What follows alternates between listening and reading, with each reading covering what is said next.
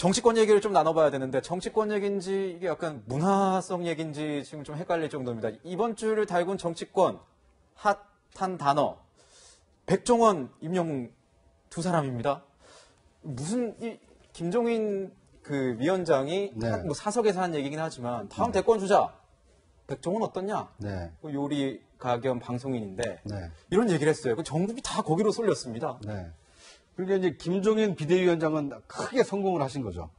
본인에게 쏠려 있고 또 국회로 상황이 쏠려야 되는 상황을 본인이 뱉은 한마디 단어에 많은 국민들이 좀 이목을 집중시켰기 때문에 성공했는데, 그런데 굉장히 좀 씁쓸한 점을 뭐 감출 수가 없습니다. 왜냐하면 김종인 위원장에게 이렇게 질문했거든요. 야권에 과연 차기 대선에 나설 만한 주자가 있습니까?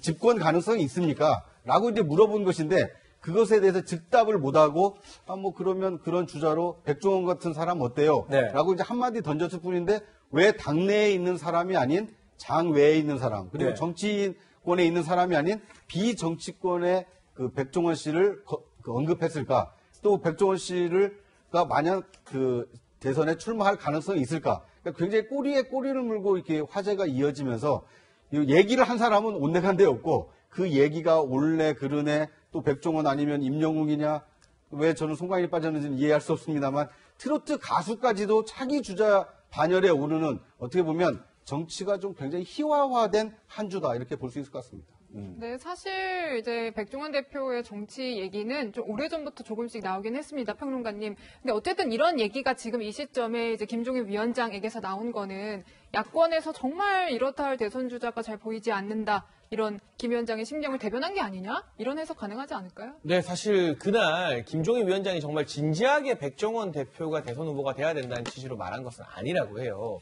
이렇게 대중 친화적인 인물이 돼야 된다, 가볍게 툭 던진 건데, 실제로 해외에서 보면 코미디언이나 연예인 출신들이 대통령이 되는 경우도 왕왕 있었거든요. 그런데 문제는 만약 야권의 이 쟁쟁한 잠룡들이, 대권 후보들이 자기 자리를 제대로 지키고 서 있었다면 이 백종원 씨 논란이 이렇게 커지지 않았을 겁니다. 말씀해 주신 것처럼 야권의 여러 대선 후보들이 지금 본인의 존재감을 발산하지 못하고 있는 상황이기 때문에 오죽하면 백종원 씨가 되는 게 낫지 않겠느냐는 그런 이야기까지 나오고 있어서요. 이 문제에서 가장 직격탄을 맞은 사람들은 다름 아닌 야권의 수많은 대선 후보들이라는 생각이 드는 것이고, 또 한 가지는 아까 김종인 위원장이 성공을 했다고 했는데, 지금 당내 미래통합당 내부에서는 김종인 위원장이 중재자 역할을 하는 것이 아니라 혹시 대선 욕심을 가진 게 아니냐는 의혹의 시선들이 굉장히 많이 있습니다. 이분이 실제로 2017년에 대선 출마 선언을 한번 하기도 했었고요.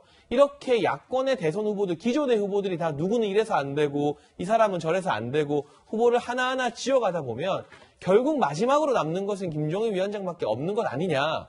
김종인 위원장만한 사람이 없다. 이런 분위기를 교묘하게 지금부터 만드는 것이다라는 그런 시선도 있고, 실제로 더불어민주당의 정청래 의원, 그리고 미래통합당의 장제원 의원도 그 시선 위에서 비판을 하고 있기 때문에 이게 단순히 백종원 씨 하나의 논란이 되는 것이 아니라 김종인 위원장의 본심이 무엇이냐, 의중이 무엇이냐, 킹메이커 역할을 할 것인가, 아니면 본인이 킹이 되려는 것인가, 여기에 대해서 많은 의원들이 이제는 조금 날카로운 눈매로 김종인 위원장을 바라보지 않을까 싶습니다. 백종원 씨, 백종원 대표 얘기가 나오는 이유는 그만큼 영향력이 있기 때문입니다. 과거 영상을 좀 보고 가겠습니다. 소상공인연합회에서 지금 백 대표님이 타 계세요. 이게 골목상권에 있는 제로센 게임에서 백 대표님 그 가맹점들이 손님 다 뺏어간다는 거예요. 잘 들어보십시오. 저희 가맹점주들이 똑같은 자영업자입니다. 과외가 불법이거나 학원이 불법이면 제가 혼나야 맞는 거지만, 아니 본인이 독하게 한 데 갖고 과외를 받거나 학원 다니는 이게 도대체 뭐가 죄인지 모르겠습니다. 저희 아들을 걸고 정치에는 전혀 관심 없습니다. 지금 이 순간까지는, 지금 말씀 물어본 순간 절대 해본 적이 없어요. 정치에 대해서.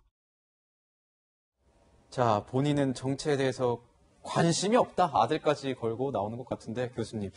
근데 우크라이나 같은 데서는 코미디언이 나와서 실제 선거에서 대통령이 되는 사례도 있습니다. 물론이죠. 미국에서도 레이건 대통령 같은 경우는 유명한 영화 배우 출신이거든요. 그래서 누구나 다 가능합니다. 그리고 백종원 씨 같은 경우도 호감도 인지도 측면에서 본다 그러면 안 될 이유가 없죠. 누구나 다 가능합니다. 그런데 이제 이런 부분들을 김종인 비대위원장이 이제 올렸다는 것 자체가 이제 이슈가 되는 것인데, 저는 김종인 비대위원장이 이런 화제몰이는 잘하고 있다고 생각을 해요. 그런데 결과적으로 지금 비대위원장의 역할이라는 것은 어떻게 보면 당을 쇄신하고 당의 지지를 올리고 이 국민들에게 더 다가갈 수 있는 당을 만들어내는, 즉 내용의 혁신을 해야 되는데 자꾸 내용의 혁신보다는 대증적인 어떤 이 예컨대 누가 좀 가능성이 있다 그래가지고 그 가능성 있는 인사를 모셔와서 이 난국을 어떻게 보면 이제 통합당 굉장히 어렵잖아요. 이거를 돌파하려고 하는 그런 방향이 아닌가. 그러니까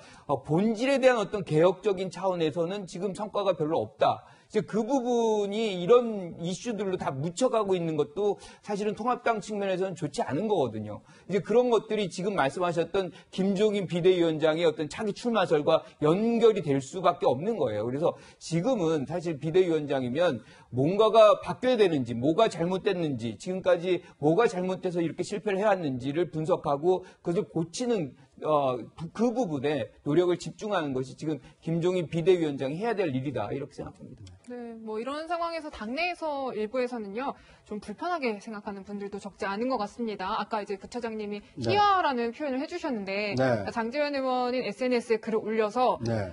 백종원보다 임영웅이지 네. 이런 조롱 섞인 비판이 나온다 이런 얘기도 했어요. 그렇습니다. 그러니까 이제 뭐 일반 대중들의 사랑을 받는 사람 누구나 이 대선 주자가 될 수 있는 거 아니냐라는 이제 관점에서 뭐 백종원 씨뿐만 아니라 이제 지금 인기몰이를 하고 있는 임영웅 이 트로트 가수죠. 이 사람도 뭐 대선 주자로 거론될 정도로 이 김종인 비대위원장의 얘기가 좀 희화화되고 있다, 이런 이제 당내 비판에 좀 비판이 나오고 있는 겁니다.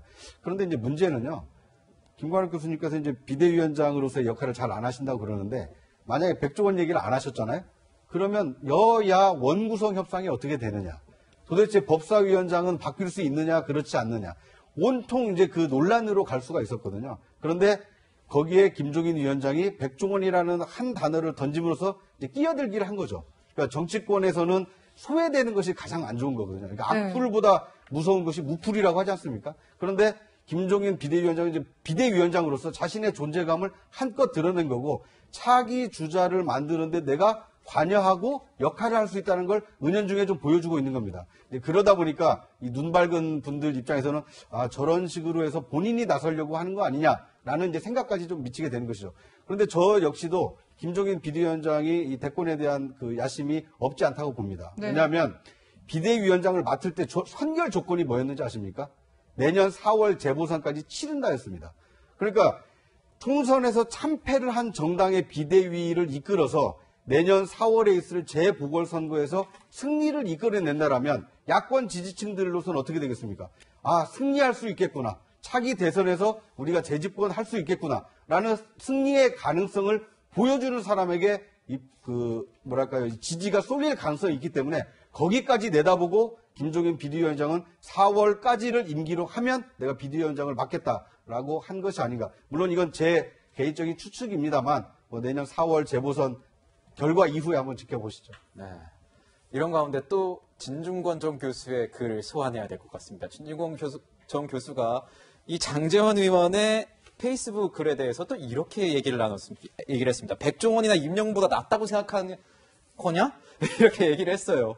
평론가님, 이거 뭐 이런 위기의식이 없다고 비판한 것에 대해서 어떻게 봐야 되나요? 그러니까 사실 미래통합당 입장에서는 뼈아픈 지적이죠. 지금 당장 뭐 백종원 씨나 임영웅 씨 만에 하나 그럴 일 없겠지만 놓고 여론조사 돌려보면 웬만한 미래통합당 대선 주자들보다는 훨씬 더 적어도 호감도는 몇 배 이상 높게 나올 확률이 높다고 봅니다. 그런 상황에서 지금 진중권 전 교수가 봤을 때 미래통합당이 쇄신하고 단결해서 정부 여당의 어떤 폭주라던가 오만, 독선을 지적해도 모자랄 시점에 백종원이니 임영웅이니 하면서 내분을 하는 것 자체가 여전히 위기의식을 못 가지고 있는 것이다라는 판단을 하게 되는 것 같고요. 네. 미래통합당 같은 경우는 총선에서 역사상 최악의 참패를 당한 지 이제 2달밖에 안 됐습니다. 그런데 그 참패를 너무 빨리 잊은 것이 아닌가 하는 생각이 저도 많이 들거든요. 여전히 그 참패 위에서 반성을 논의해야 될 시점인데 지금 또 김종인 위원장의 발언 자체도 문제가 있을 수 있지만 그걸 두고 밖에서 흔들기를 하는 이런 모습들이 미래통합당을 지켜보는 국민들 눈에 어떻게 비칠까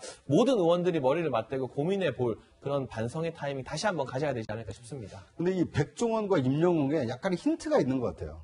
그러니까 백종원 씨는 이 소자본 창업, 그래서 먹고 사는 문제를 어떻게 해결하는지를 자꾸 해법을 제시하고 있지 않습니까? 예. 그런 데서 국민들이 어떤 그 위안을 얻고 있고, 이 임영웅 씨 같은 경우는 이 노래를 통해서 그 힘든 상황임에도 불구하고 위로를 주고 희망을 그 메시지를 전하고 있지 않습니까? 이제 이런 점에서 보면 국민들이 갈망하는 차기 지도자는 먹고 사는 문제를 해결해주고 나에게 위로가 돼주고 희망을 줄 수 있는 사람, 이런 사람을 국민들이 찾고 있는 거 아니냐, 뭐 이렇게 해석도 가능할 것 같습니다. 네, 힌트라고 말씀 주셨는데 교수님이 보시기에는 이 김 위원장의 리스트 누구누구가 있을까요?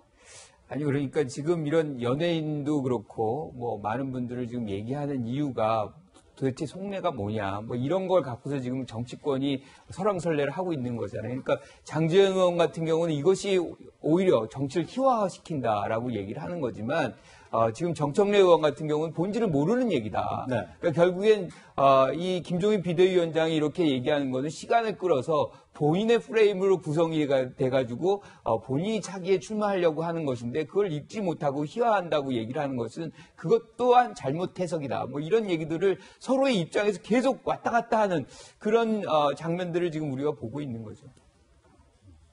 네, 야권에서 갑자기 달아오른 이 대선 주자론 하나하나 짚어봤습니다.